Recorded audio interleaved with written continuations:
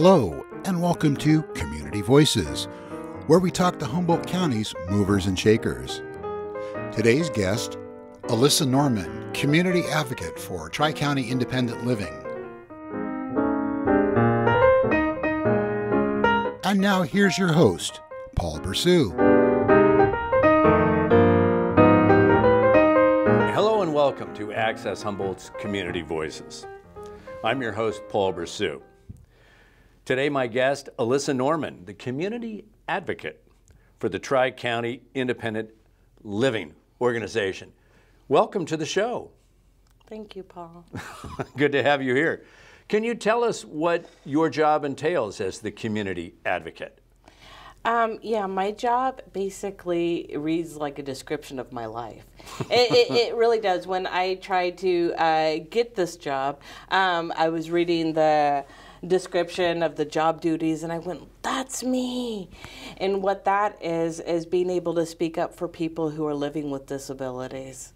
It's being able to be there for people and help empower them to raise their voices, to support them in a peer environment, and to be able to go out into the community and participate on advisory boards and speak up for disability rights and bring the disability narrative to the forefront. So there are many levels of support. You have an impressive website that I went through that your group is working with. Just right there in the title of the group, Independent Living, is this a function of your group to help people live independently? Yeah, absolutely. Everyone who works at Tri-County Independent Living is providing supports and care in some way or fashion that the individual who's living with disabilities needs to be able to have access to their lives. So that, it would seem to me, would entail individualized plans or sort of transitions for each individual person that is involved with your group. Absolutely. We go by the goals of the individual first and foremost. If an individual comes in and their goal is to be able to increase their ability to communicate with individuals out in the community, then what we do is Julie will, she's our assistive technology expert, she will work with them to be able to get them set up with the right programs and hardware to be able to accomplish better communication out in the community. So is that how it works? An individual with a need would come to your organization and then you would work with them on setting their goals so that you could go ahead and provide the services? Absolutely. Do people come to the office? Is it an interview process? How does it exactly work? Well, first of all, you have to identify as an individual with disabilities, and that's a hard one for a lot of people. What happens is some individuals don't feel comfortable with saying, I have a disability. Like maybe they've acquired a temporary disability because they were in an accident. Or maybe as they're getting older, they're acquiring disabilities, and it's getting a little bit harder to manage their life. So if you can get past the stigma around saying, I have a disability, then what we're going to do is we're going to jump in and say, how can we help you? Any way you need help, we're going to make sure to assist you in being able to live out in the community your best life possible based on your goals. Now, does that actually mean that workers would help come into a home or whatnot and help them set up or put themselves in a position to succeed? Lisa, who was our transition and diversion coordinator and now is our ADRC coordinator, for a long time set up the transition and diversion program and would make sure that when individuals wanted to re-enter their home, like leaving a care facility, that they would have the proper supports necessary, like grab bars and supports in their home that allowed them to be able to live independently. Maybe help set them up with an IHSS support worker who would come in and assist them further. So it's kind of like just doing the behind the scenes. This is what you need to be able to make it day to day, and we're going to help you set up that. Now, do you actually have people working for you that go in and do the modifications of the home? We do have contractors that work with us, and I don't really know a lot of the details of that because that's not a part of the program that I'm a part of. But they do wonderful things to get it done and to make sure that people are supported. So then are there specific, you say not part of the program that you're working with, your advocacy, the part of the program that you are running, are there specific types of tasks that you do? Or what are those tasks? I'm on advisory boards. I'm on the behavioral health advisory board, so I can bring the disability perspective to mental health treatment in Humboldt County. I'm on the IHSS advisory board. What is IHHS? IHSS is In-Home Supportive Services, and they are a group of individuals that provide services for people needing in-home care so that they can stay independent in their home.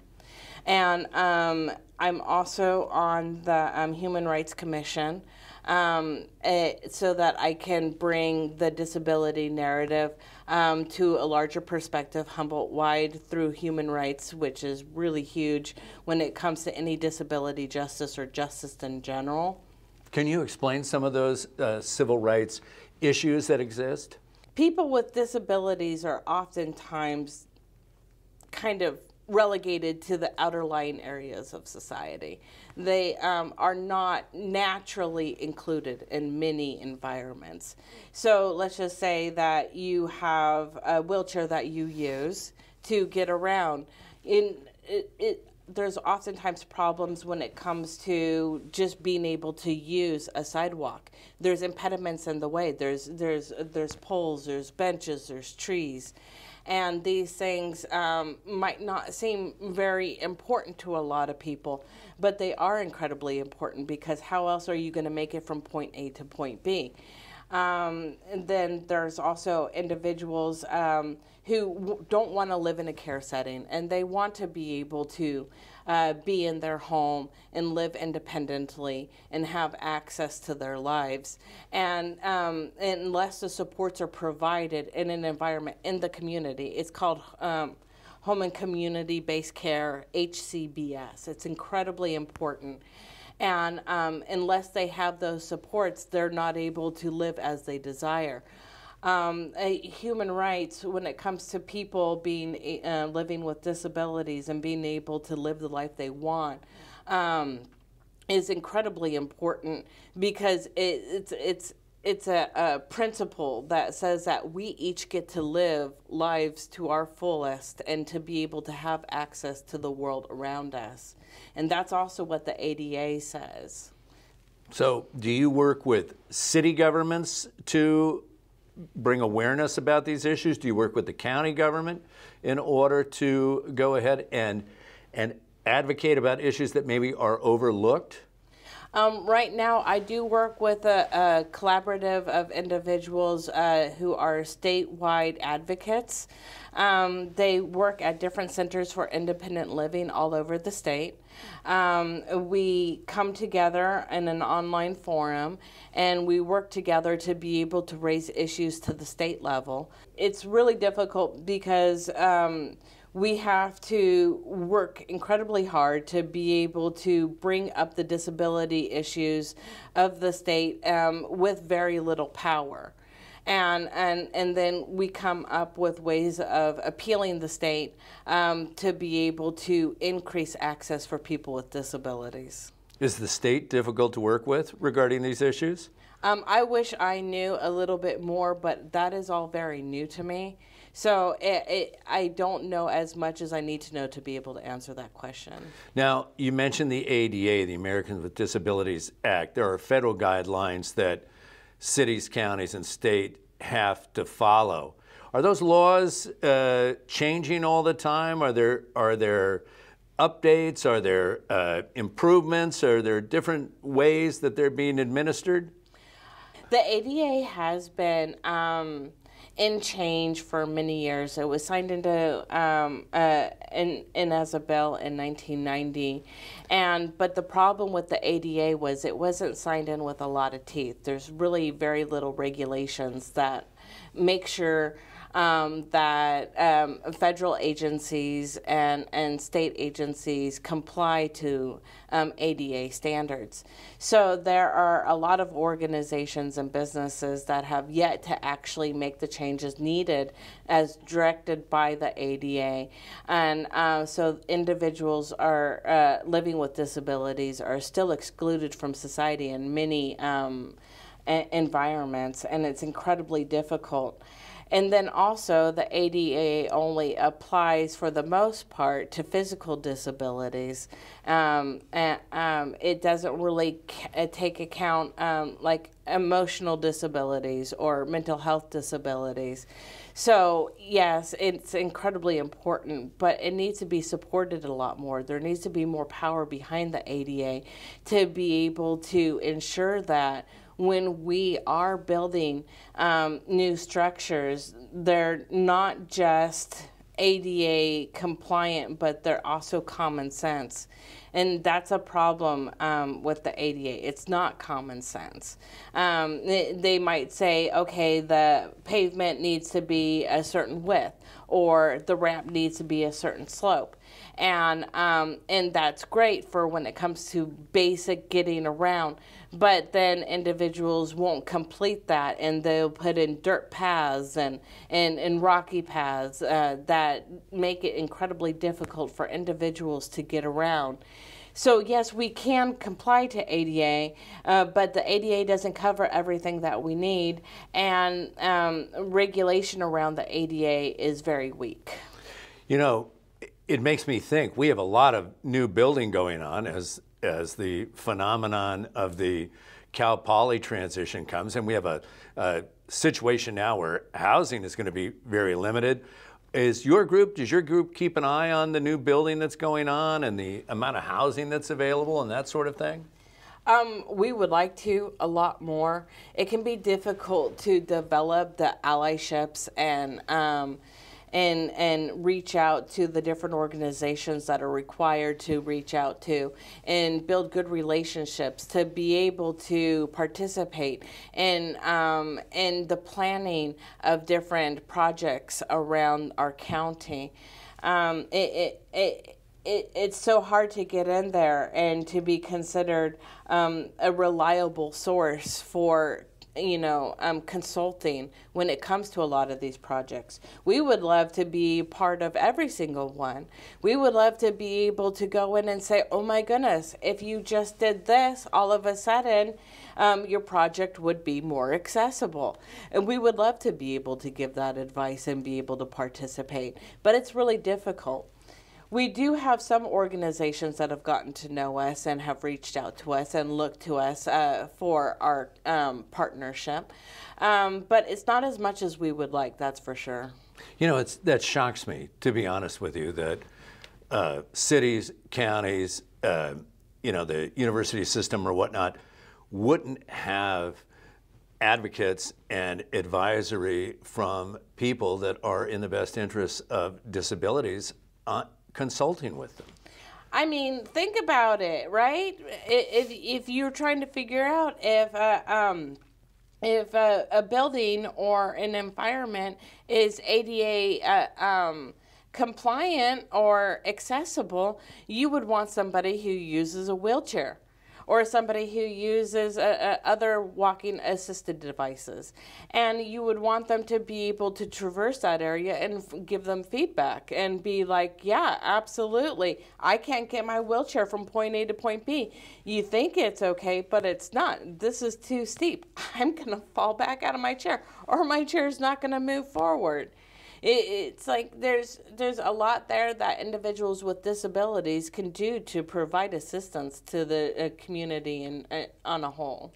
Is this, you mentioned you were on a state group, is this echoed around the state that there aren't enough or there isn't enough time consulting with projects that happen all through California? I wish we could say that we were talking about that, but honestly, there's so many issues when it comes to disability justice that we don't have time to get to everything. Like right now, we're working on housing. My personal belief is that we are in dire trouble when it comes to housing. What you have here is people who are saying to get into our homes, to rent from us, you have to make 3 times the rent, which means all people with disabilities or fixed income, like older individuals who are on Social Security retirement, are incapable of making the 3 times requirement just to apply for a home. So they're stuck in the homes that they're in. And if rent is raised on them, and they can no longer pay it with their fixed income, if they have nowhere to go, then that means they're homeless. This is a huge issue. We're talking about people with disabilities and elder individuals all over the state are going through this. It's scary. And we all deal with the reality of being possibly homeless at any point in time. And then with the homelessness issue, you have up to 50% of the people who are living in homelessness are people with disabilities. How did those people with disabilities become homeless? They didn't have the money and the resources needed to maintain a home.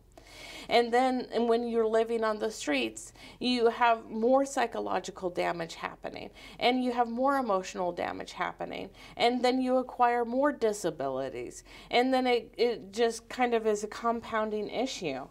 And so I'm trying to make this fact sheet that's going to go to the state level with a group of individuals, and we're all interested in housing, and it's too big, and it's scary. And I don't know what to do about it because it's such a giant, it's such a giant. And I'm like, what do I do to go up to the state and say, hey, guess what? If these trends continue in this direction, our disability population is going to be increasingly homeless over the next couple of years as this housing crisis gets more and more out of control. You mentioned the term disability justice earlier. Is that what you're talking about with that term disability justice? Explain that to us. Disability justice is the desire that we have as individuals living with disabilities to have equal access to our lives, to have equal input in how we live our lives, and to be able to make the decisions that we want to make, to be able to live our lives as we desire. It sounds almost like that's a mission statement, so to speak, for the organization. I want to change direction here a little bit because when you came in, you talked about something that I'd like you to talk about to the audience. You're currently making a documentary? Yeah. So I was thinking to myself, what's a better way to raise people's voices and to get the disability message out there than to make a documentary about people with disabilities by people with disabilities. Wow. So the organization has been around since 1978. Do you go through the history of the organization? Do you talk about the advocacy you've done? Do you talk to people that are actually in the program now, and then how you're serving the people? I mean, tell us about the documentary. You just outlined the second documentary. Well, I don't want to have a plot spoiler. I am brand new to the documentary making scene, as Matt knows, and I am new to editing documentaries or editing film, and but I wasn't going to let that stop me. So I got my friend Endo. He works with us at Tri-County Independent Living. He's an independent living specialist, and we created a group of questions like, what would you like to tell the world about living life with a disability? What do you want your friends and family and in other people in the community to know. What do you need? How do you see the world around you? What's a story about living life with a disability? How does your disability affect your life? And most importantly, how are you labeled and how have you been mislabeled in your life? The documentary is actually called Mislabeled. And a lot of individuals, when they have disabilities, they're misdiagnosed over and over and over again until they find the right diagnosis. And a lot of times, when you disclose what your disability is, people immediately have assumptions about what that means and how you're limited in your life. And what we want to say is, guess what? This is who we are. This is where we come from. This is how we live our life every day. And this is how we succeed in our lives rather than are limited by our disabilities and how we move forward. And then this story is told by individuals all being asked the same set of questions, and their responses show the variety of experiences that they've been through. Exactly. And then instead of doing whole interviews one at a time and just moving from one person to the next, we're going to weave it together like a musical and then create a grand message. And then at the end, we have a grand statement. And that is built from the slow building of the narrative, the disability narrative that comes to light through everyone speaking. Wow. So how did the idea get started? I really just wanted to raise voices of people with disabilities. And part of my job as being a community advocate is to empower others and to bring what they need to say and what they want to live their lives as to the forefront, and to be able to show that in some way. And I went, it has to be a documentary. That's my first step, other than, of course, the peer groups and going out into the communities and talking to people and helping individuals in their lives in any way possible. And whether it's taking pictures of them for news articles or, helping prep them for giving a presentation at advisory board meeting so that they come prepared and they are able to get their message through really clearly. Or being able to be there and support them as they learn how to speak out for themselves. That's an enormous job. Just one quick question about the documentary. I mean, were you sitting at your desk drinking coffee? Were you driving to work? Where did it come from? I'm going to make a documentary. I wish there was an inception point. I really do. That would be fantastic. I'd be like, yes, and then a miracle happened, and rainbows appeared, and the idea was beamed into my soul from a light in the sky.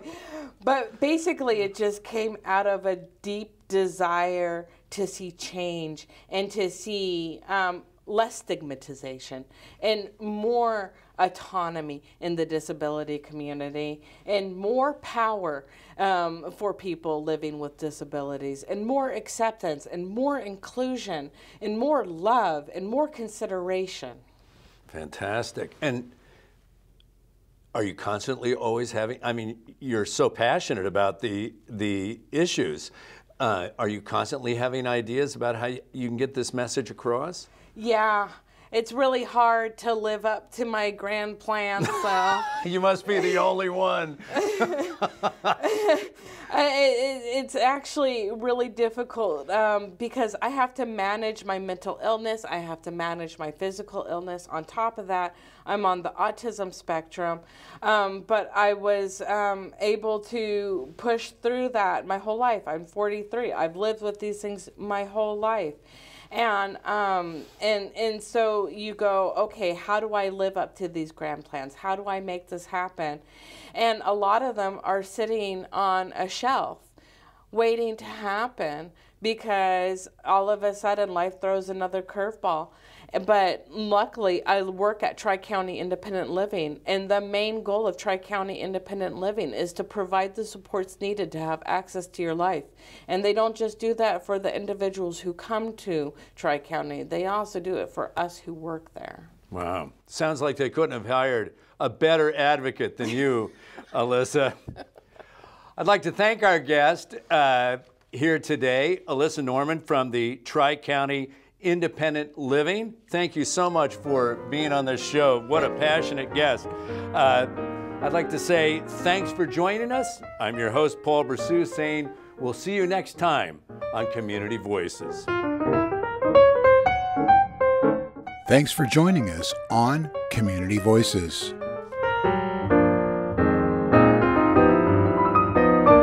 If you represent a nonprofit that is interested in being a guest on Community Voices, email info@accesshumboldt.net.